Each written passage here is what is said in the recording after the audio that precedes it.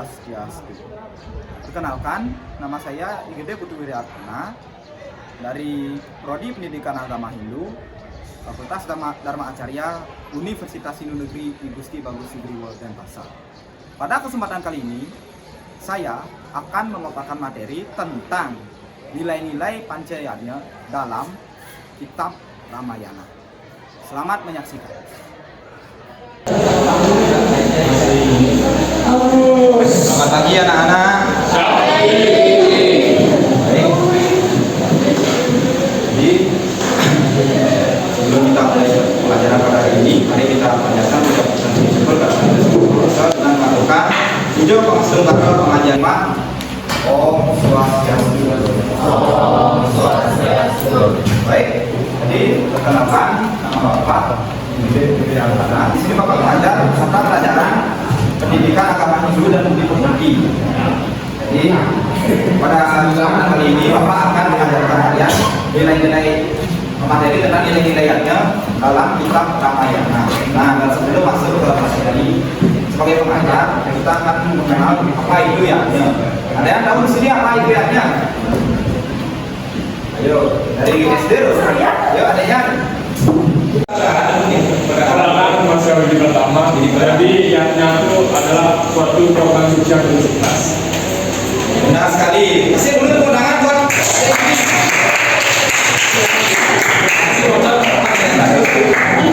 ya, jadi benar ya, merupakan program sosial universitas jadi mana yang hidup dasarnya adalah tiga trilena. Ada yang tahu mungkin di sini trilena? Arti dari trilena, ada yang tahu? Nah, jadi di sini Bapak jelaskan ya, trilena adalah tiga hutang yang dibawa dari sejak lahir, yang dimana trilena itu ada tiga. Yang pertama tadi merena, dewarna itu gimana caranya melunasinya itu? Apa? Tadi ya, mungkin bisa dijawab ya. Gimana cara kita membayar utang kepada dealer yang dimaksud dengan cara melaksanakan apa? Ya, apa ya? Ada di nah, kan melaksanakan dan kita sudah artinya kita sudah melunasi utang kepada dealer yang dimaksud dengan melaksanakan dealernya. Yang kedua ada Indra Rena. Gimana caranya kita membayar utang kepada leluhur? Ada yang tahu sini kita melaksanakan apa? Dan apa yang disebut upacara apa? Di dalam Pancayanya disebut apa? Apa? Manusia kan?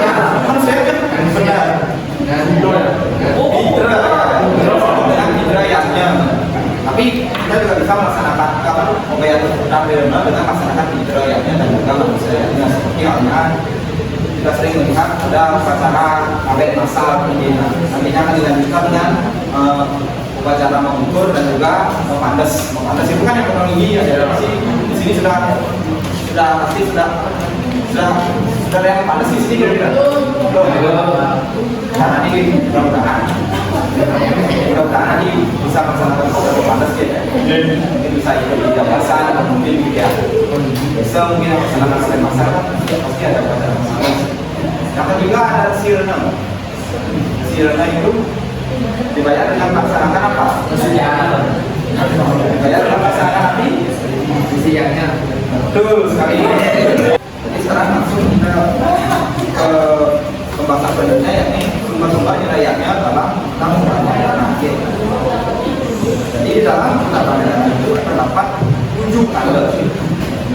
Yang pertama ada kanda yang dimana ini menceritakan ketika Sri Rama mengikuti sebuah sayembara. Ada yang tahu mungkin ini video, mungkin tahu nggak sayembaranya itu apa sih? Tahu nggak sayembaranya itu seperti apa?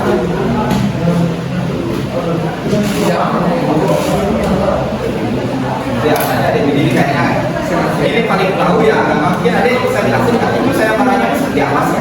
Apa aja ada di dalam sayembara itu? Terus kalau dia menang, apa? Kamu dari cinta. Ya, memang jelasin tadi. Jadi Sabana itu berisi tentang siapa yang bisa mengangkat musuh, di mana Salama dapat mengangkat musuh itu dan menangkap dari cinta. Nah, sekali tepuk tangan dulu Pak, ada yang gini ya.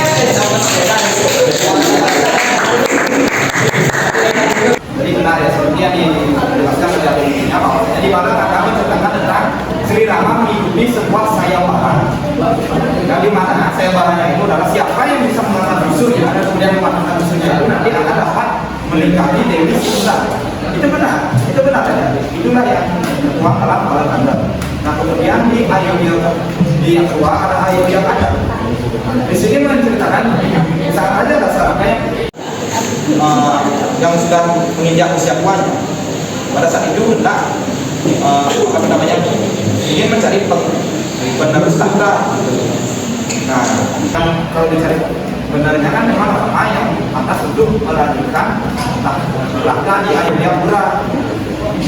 Akan tetapi DKI tidak menerima apa yang menjadi keputusan dari sang Raja Dasarata yang akhirnya Ibu GKI ini memilih agar si putranya ini yang bernama siapa deh? Ada yang tahu siapa nama putra dari Ibu GKI?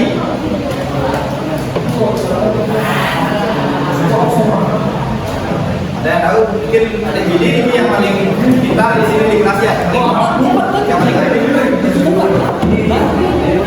Ayo ada yang siapa putra dari Dewi GKI? Benar sekali. Ya, jadi Dewi GKI meminta agar Barata untuk menjadi raja di Ayodhyapura. Dan kemudian pemberaniannya sebenarnya sudah jadi. Nah, jadi seperti yang dikatakan sama Dewi tadi, bahwasanya Ibu GKI meminta Barata untuk menjadi raja menggantikan sang raja Dasarata di Ayodhyapura. Kan tetapi Barata itu menolak dia untuk menjadi raja di Ayodhyapura. Tapi pada akhirnya Sri Rama yang dalam kesenangannya selama 12 tahun tetap berkomitmen untuk tetap berada di hutan sesuai dengan apa yang diminta oleh orang tuanya agar Rama itu masih negeri selama 14 tahun di hutan. Kemudian Barata yang melihat kakaknya sendiri ini menyanggupi permintaan dari kakaknya ini Sri Rama agar mengambil alih tahta kerajaan di Ayodhyapura. Tapi beliau memimpin Ayodhyapura itu mengatasnamakan Sri Rama. Itu yang kedua adalah Ayodhya Ganda. Nah kemudian di selanjutnya Aranyaka Ganda. Jadi ini menceritakan ketika Sang Rama dan Laksamana dan Dewi Sita masih sampai di hutan. Bagaimana cerita beliau pada saat itu? Diceritakan beliau bahwa apa yang diganggu oleh para raksasa. Suatu ketika Sri Rama bertemu dengan raksasa Suryanata. Oleh karena kekhawatiran dari Laksamana, kemudian telinga dari dua raksasa itu dipotong. Kemudian diceritakanlah oleh raksasa tersebut kepada kakaknya yang bernama Rawana. Kemudian ketika mendengar cerita dari adiknya ini, jadi mana kan ketika ada orang wanita cantik yang bernama Sita Rawana ini, kemudian ya terpokoknya ya profesi dengan kecantikan dari Dewi Sita ini. Nah kemudian muncullah apa itu namanya taktiknya Rawana agar gimana caranya dia tuh biar bisa dapat komisi Dewi Sita. Mungkin di sini ada yang tahu gimana taktiknya Rawana dalam menculik Dewi Sita. Ada yang mungkin yang siapa di sini suka nonton wayang pastinya tahu kan gimana taktik atau rencana Rawana dalam menculik Dewi Sita. Yang ada gini mungkin bisa disampaikan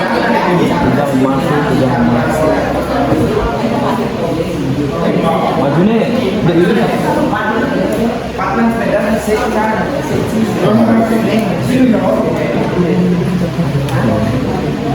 ya ada ini mungkin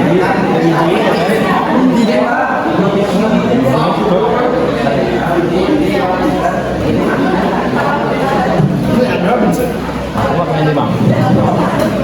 Karena jadi bisa menjelaskan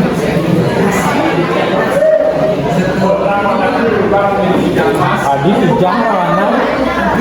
benar itu ada cuma jadi Bukannya lawannya.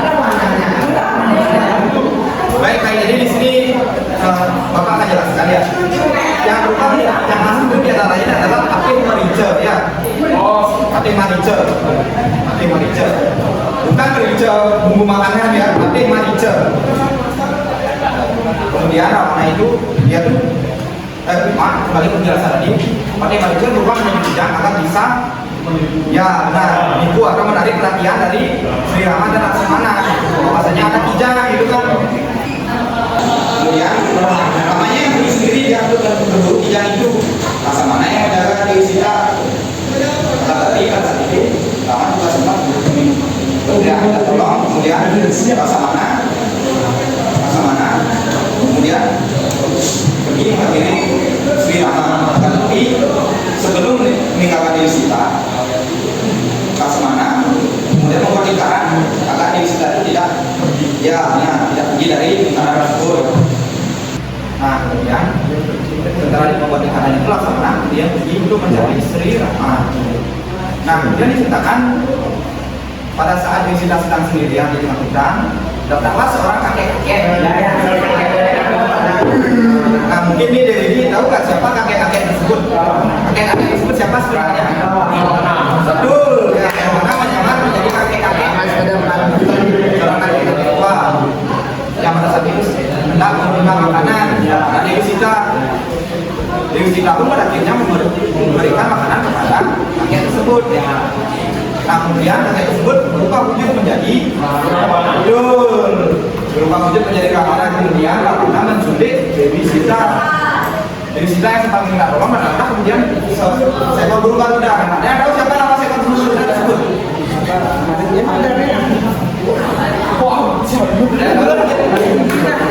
Nama Garuda yang hendak menolong Dewi Sita pada saat diculik oleh Ravana siapa? Siapa? Nah, adik siapa namanya? Siapa?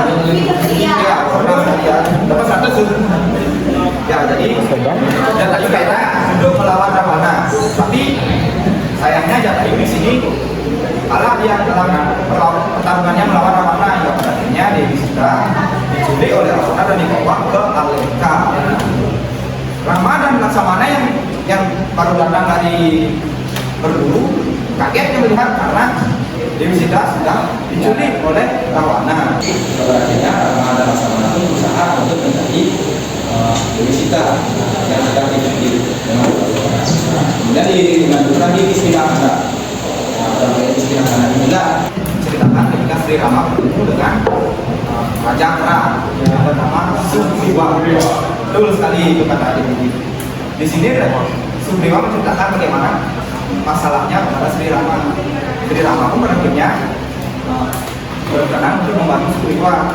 Tapi Sri Rama juga meminta Sugriwa agar menolong Rama untuk menyelamatkan siapa dek? Dewi Sita. Betul sekali. Untuk menyelamatkan Dewi Sita. Nah, jadi itu isi dari Kiskinakanda. Kemudian dilanjutkan dengan Sundara Kanda. Sundara Kanda ya. Ya, ini menceritakan tentang Hanuman yang cerah kepercayaan Sugriwa yang berhasil mendaki gunung Mahendra dan kemudian melompat dengan segenap kekuatannya agar bisa berhasil mencapai negeri Alengka. Tapi saya pada ini Hanuman diketahui atau terciduk oleh tentara di Alengkapura.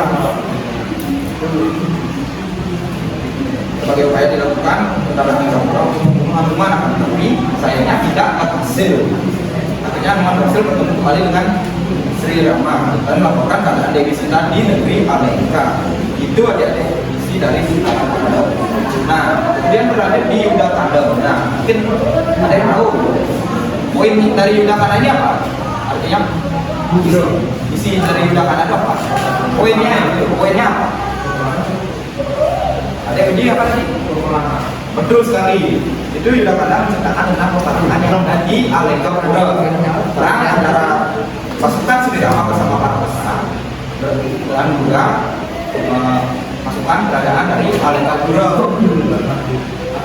Di mana pada peperangan ini Rawana sempat diberikan nasihat oleh adiknya yang bernama Wibisana. Akan tapi nasihat dari Wibisana justru bukannya membuat Rawana itu mundur, tapi justru membuat Rawana itu menjadi marah dia. Sehingga pada akhirnya Rawana itu tetap dengan pendiriannya akan berperang ke medan perang. Dan pada akhirnya dalam pertempuran ini juga ada salah satu raksasa yang bernama Kumbhakarna. Mungkin adik-adik tahu Kumbhakarna siapa?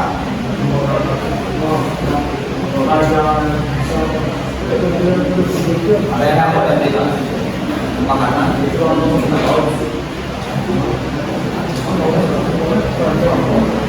Ya, mungkin di sini mau izin ya, Pak Jasna. Kumbhakarna itu raksasa yang tidur yang lama-lama itu. Nah, di mana dulu kan dia meminta apa tuh?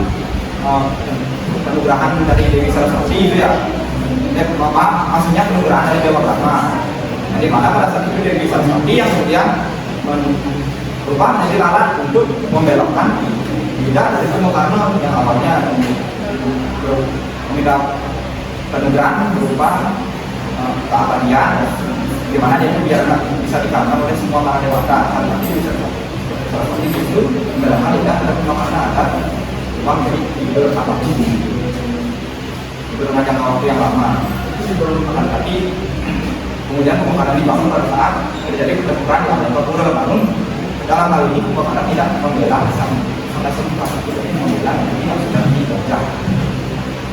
Sikap dari Kumbhakarna ini justru bisa menjadi contoh berbeda ya, karena Kumbhakarna itu sikapnya dia itu lebih ke membela negara, membela negara. Sikapnya itu lebih contoh ke patriotisme. Nah, kemudian kembali ke cerita Yudhakara. Jadi Yudhakara tadi seperti Bapak jelaskan tadi menjadi sebuah pertempuran. Rawana berubah menjadi sang Dasamuka. Nah, tapi pada pertempuran ini siapa yang menang? Rama. Betul sekali, Rama yang menang sama para tentara perannya ya.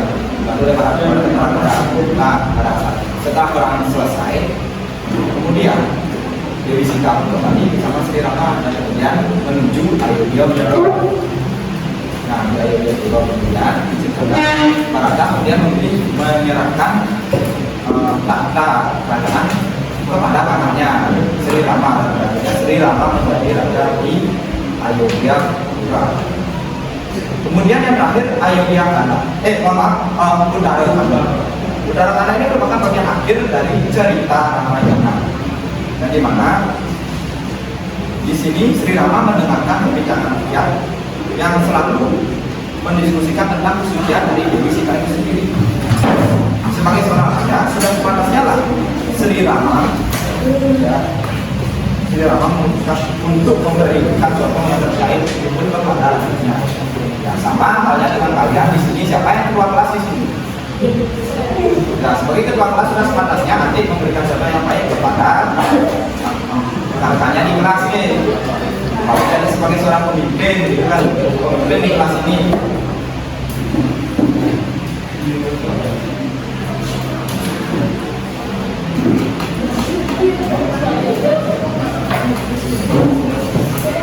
Baik, jadi mungkin biar nggak terlalu ini, karena kita ada waktu langsung saja kita ini menerapkan, kita langsung menjadi menerapkan nilai-nilainya di dalam kisah Ramayana. Dewayanya ya pertama akan membahas tentang Dewayanya. Jadi seperti yang dilakukan pada awal itu, Dewayanya merupakan perpaduan yang dipersembahkan kepada Buddha yang berkuasa sebagai perintah dan sebagai manusia kepada Tuhan.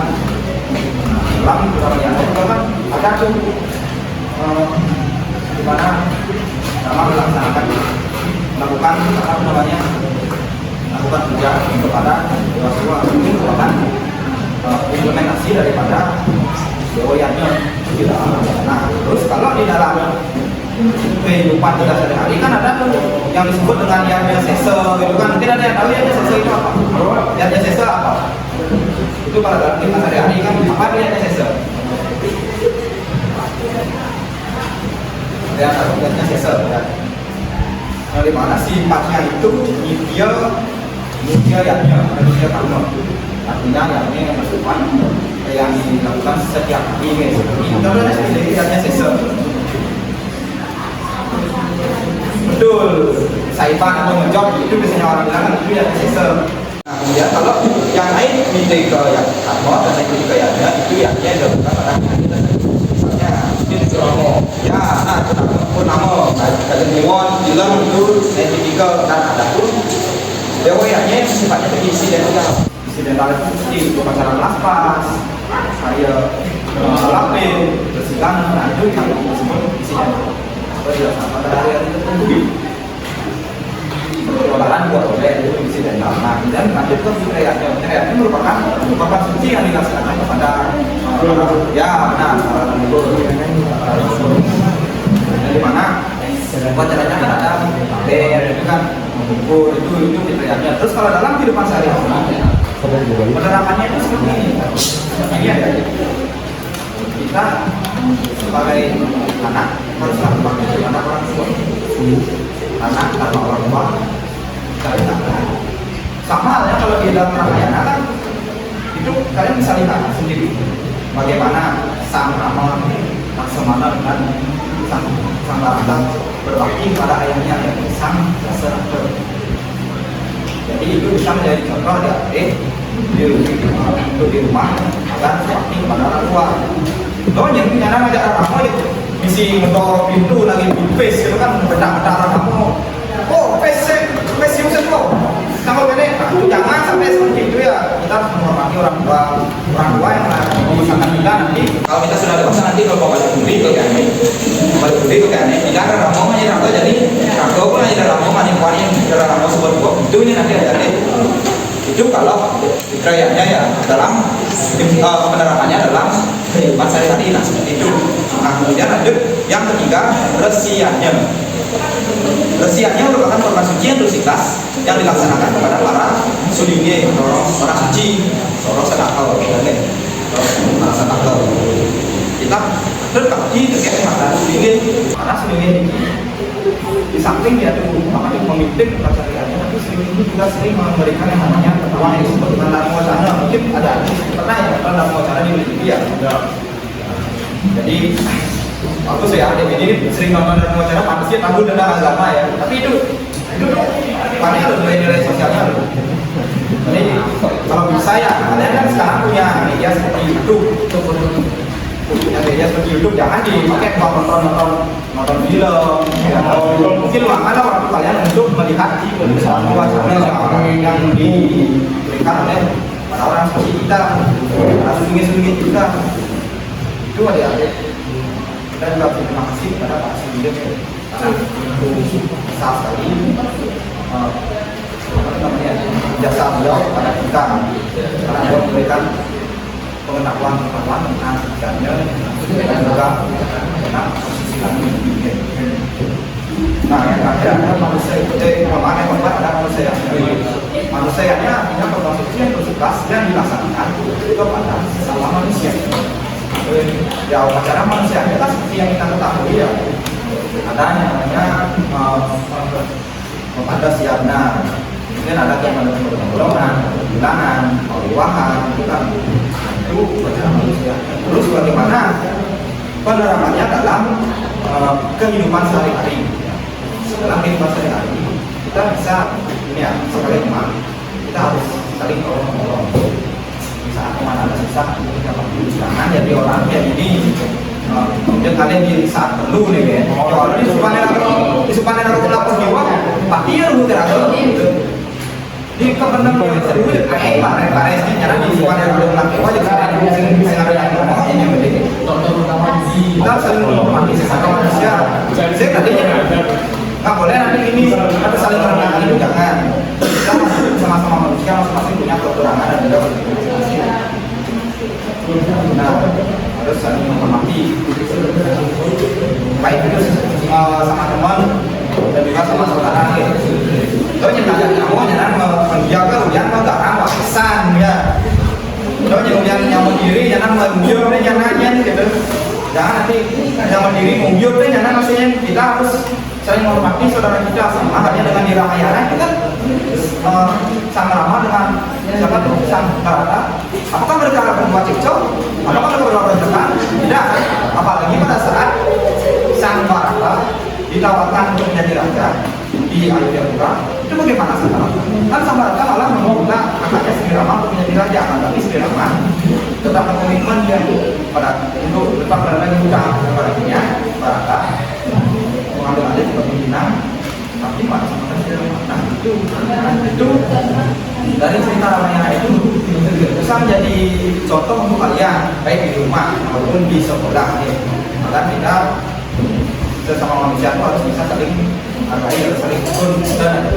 Nah, ini yang kelima dari budayanya. Upacara budayanya seperti halnya pertama yang diberikan kepada para Buddha, nyomia para Buddha berpandang itu ada. Itu seperti upacara kecaluan, itu kan tahu ragung, itu kan itu bisa nyomia Buddha menetralisir para Buddha itu akan bisa itu. Terus implementasinya dalam kehidupan sehari-hari adalah seperti apa? Dalam kehidupan sehari-hari implementasinya itu adalah kita misalkan kita tidak memasukkan sembarangan, kita lebih petani dengan sekitar implementasi dari anggaran. Baik, jadi mungkin sekian ya mungkin pemaparan dari Pak. Bila ada kesalahan dalam penyampaian materi, Bapak minta maaf yang sebesar-besarnya. Wong Ayu Sosial Tulus tidak ada masalah dan saya berharap apa yang Bapak sampaikan ini dapat berguna bagi adik-adik semua. Baik, jadi terima kasih atas perhatiannya. Bapak akhiri pembelajaran hari ini dengan melakukan puja para sakti. Om